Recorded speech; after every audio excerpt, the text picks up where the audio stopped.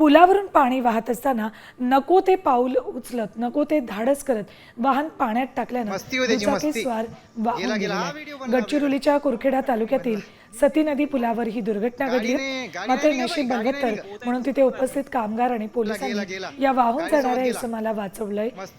अजय बाळकृष्ण रामटेके असं त्याचं नाव असून या घटनेचा व्हिडिओ देखील सोशल मीडियावर मोठ्या प्रमाणात पाहिला जातोय. पुलावरून पाणी वाहत असताना नको ते धाडस करू नये असं आवाहन प्रशासनाकडूनही सतत केलं जातं. तुम्ही असं धाडस करता आणि त्यामुळे मग पोलीस किंवा बचाव पथक, ग्रामस्थ या सगळ्यांना जीव धोक्यात घालून तुम्हाला वाचवावं लागतं.